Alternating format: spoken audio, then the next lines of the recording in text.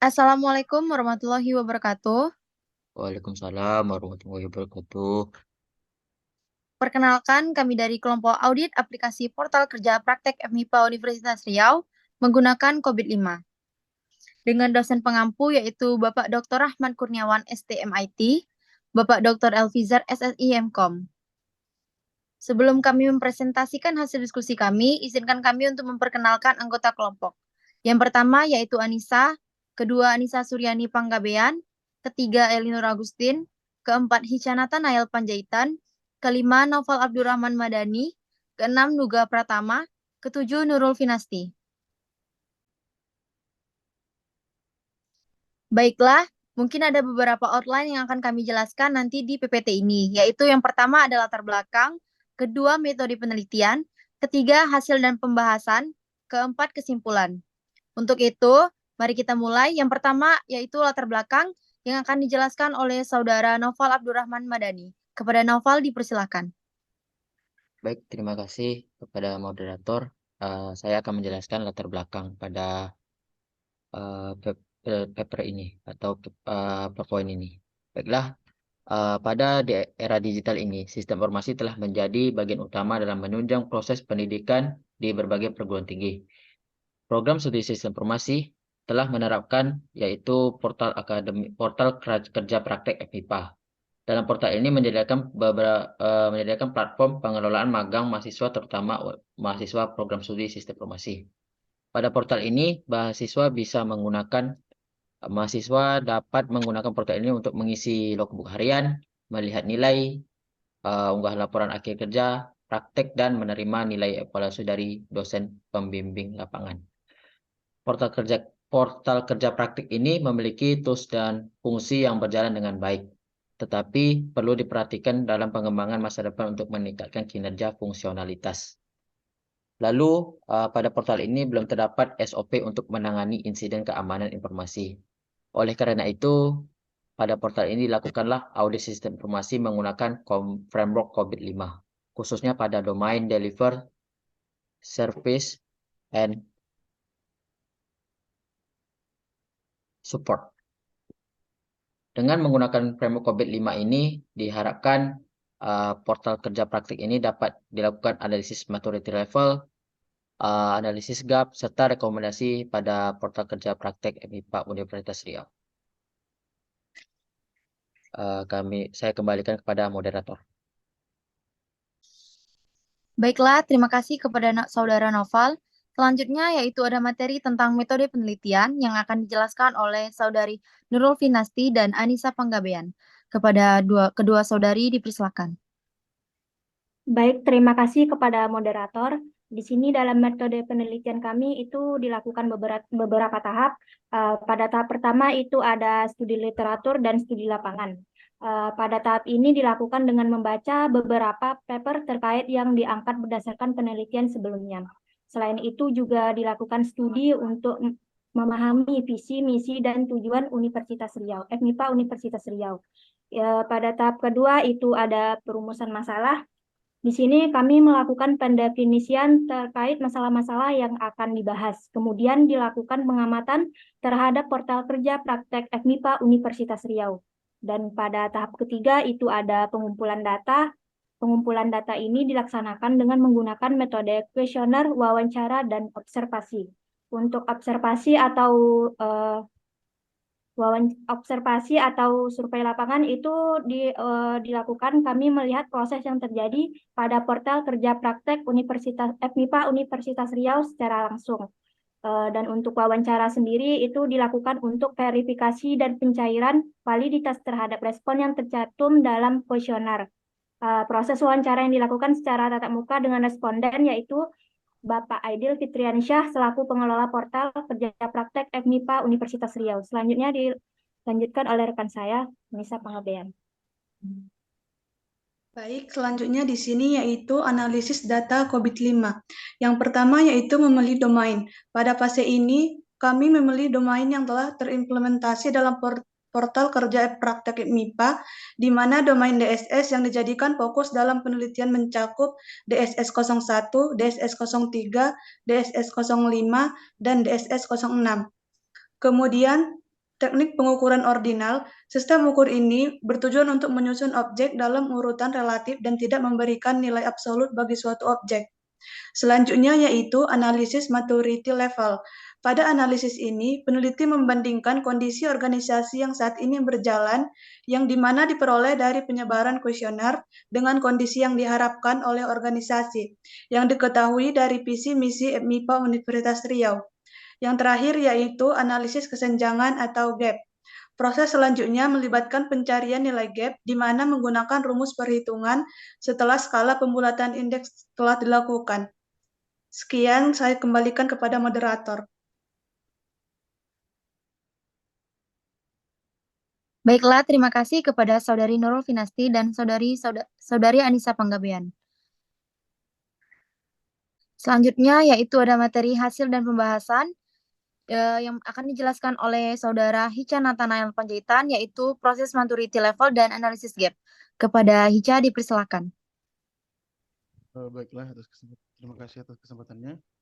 Selanjutnya adalah analisis dan perhitungan data. Untuk proses perhitungan data, yang pertama kami mencari maturity level pada portal kerja praktek FMIPA Universitas Riau, yang nantinya nilai dari data yang didapatkan bisa mencerminkan kondisi IT pada portal kerja praktek tersebut. Di sini kami menggunakan domain DSS 01, 03, 05, dan 06, serta terdapat 7 subdomain yang kami pakai untuk membuat kuesioner, di mana setiap kuesioner terdapat 3 pernyataan yang memiliki rentang nilai 1 sampai 4. Kemudian pada tabel yang pertama, tertera nilai pernyataan yang sudah diperoleh. Kemudian dari nilai tersebut, kita bisa gunakan untuk mencari indeks kuesionernya. Selanjutnya kami mencari maturity atau level kematangan setiap subdomain dari persentase ketercapaian dibagi dengan work product aktual dari setiap domain, kemudian dikalikan dengan indeks kuesionernya. Nilai maturity index dapat dilihat pada tabel 1. Untuk work product itu sendiri sudah memiliki acuan di dalam buku COVID yang berjudul Proses Assessment Model. Kemudian tahap berikutnya adalah mencari maturity level pada domain DSS itu sendiri. Seperti yang ada pada tabel 2, untuk menghitung maturity levelnya adalah menjumlahkan maturity level setiap domain dibagi dengan banyaknya domain yang digunakan. Didapatkan hasil 0,4 yang berarti kondisi sekarang ada pada level 0. Kemudian selanjutnya adalah menghitung nilai kesenjangan atau analisis gap yang ada pada target yang diharapkan. Untuk menghitung nilainya cukup dengan berapa nilai yang diharapkan dikurang dengan nilai saat ini. Nilai bisa dilihat pada tabel yang ketiga. Saya kembalikan ke moderator. Baiklah, terima kasih kepada Saudara Hica.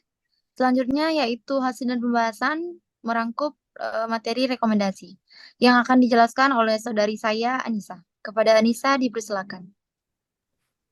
Baik, selanjutnya mengenai rekomendasi terhadap portal kerja praktek.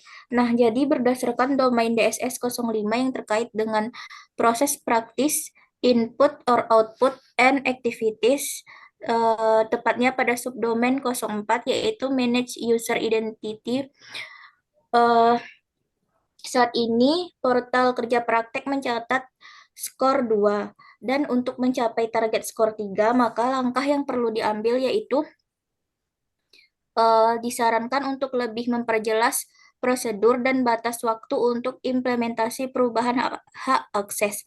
Sebagai langkah lanjutan dapat dipertimbangkan untuk mengadopsi alat atau sistem otomatisasi yang mendukung pengelolaan perubahan, memastikan bahwa perubahan hak akses diterapkan secara konsisten dan efisien.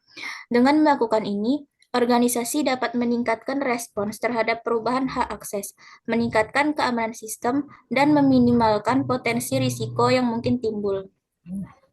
Kemudian, berdasarkan domain DSS 06 mengenai Manage Business Process Control,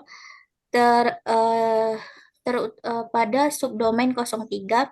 Saat ini portal kerja praktek mencatat skor 2.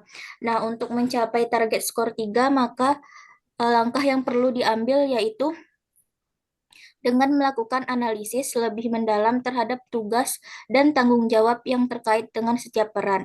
Organisasi dapat memastikan bahwa penugasan pekerjaan sesuai dengan keahlian dan kapabilitas individu. Nah, selain itu, pertimbangkan untuk secara berkala mengevaluasi dan memperbarui deskripsi pekerjaan dan alokasi tanggung jawab sesuai dengan perkembangan organisasi dan kebutuhan bisnis yang berubah. Kemudian mengenai DSS alokasi tingkat otoritas saat ini tercatat di level 2. Dan untuk mencapai target 3, maka langkah yang perlu dilakukan yakni involvasi pemangku kepentingan kunci untuk menetapkan batas otoritas, memastikan keputusan lebih tepat dan kontekstual. Pastikan keterkaitan jelas dengan tujuan dan strategi organisasi, sambil tetap fleksibel menghadapi perubahan kebutuhan bisnis dan dinamika pasar. Nah, dengan pendekatan ini, organisasi dapat mengambil keputusan efisien mendukung tanggung jawab peran. Selanjutnya saya serahkan kepada moderator. Baiklah, terima kasih kepada Saudari Anissa. Selanjutnya yaitu hasil dan pembahasan bermateri rekomendasi lanjutan dari yang sudah dijelaskan oleh Saudari Anissa tadi.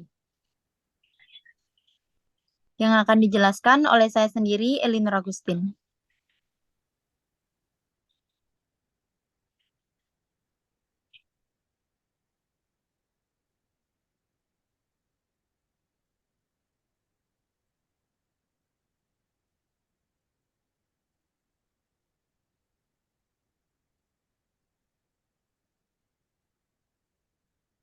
Baiklah, ya selanjutnya yaitu ada DSS 04, yaitu Manage Error dan Exception.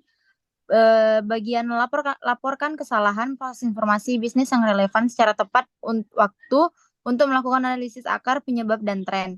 Saat ini mencapai nilai 2. Dengan target nilai 3, perlu melakukan perbaikan pada pelaporan kesalahan proses informasi bisnis dengan memastikan pelaporan dilakukan secara tepat waktu dan akurat. Terapkan sistem pemantauan yang proaktif untuk mendeteksi kesalahan sejak dini. Selanjutnya, selenggarakan analisis akar, penyebab, dan tren secara teratur guna mendapatkan wawasan yang lebih mendalam. Di sini kita pastikan bahwa hasil dari analisis dijadikan dasar untuk mengimplementasikan perbaikan berkelanjutan dalam proses bisnis.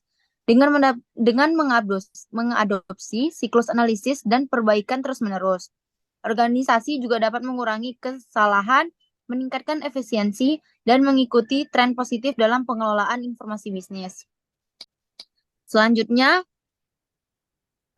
ada materi, selanjutnya ada kesimpulan yang kami dapatkan dari materi ini, yang akan dijelaskan oleh Saudara Nuga. Kepada Nuga, dipersilakan.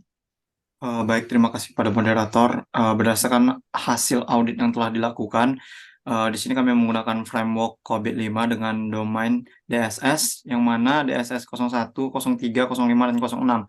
Dan diketahui bahwa sistem berada pada maturity level 0, dengan nilai sebesar 0,4 dan gap sebesar 2,97.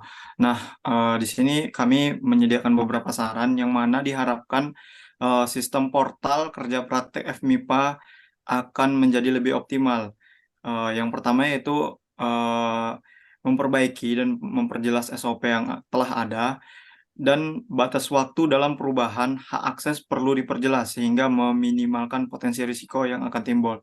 Lalu pemberian peran dan tanggung jawab harus dibuat dengan terperinci, seperti memberi aktivitas proses yang lebih spesifik, lalu melakukan pertimbangan secara berkala untuk mengevaluasi dan memperbarui deskripsi aktivitas sesuai dengan pekerjaan dan kebutuhan. Dan yang terakhir, portal kerja praktek FMIPA juga harus meningkatkan alokasi otoritas dan harus mendokumentasikan tingkat otoritas sesuai dengan pekerjaan, peran, dan pekerjaan. Nah, dengan cara ini dapat terjamin kejelasan dan akuntabilitas dalam pelaksanaan tugas, mengurangi risiko penyalahgunaan otoritas, dan meningkatkan efisiensi dalam manajemen portal.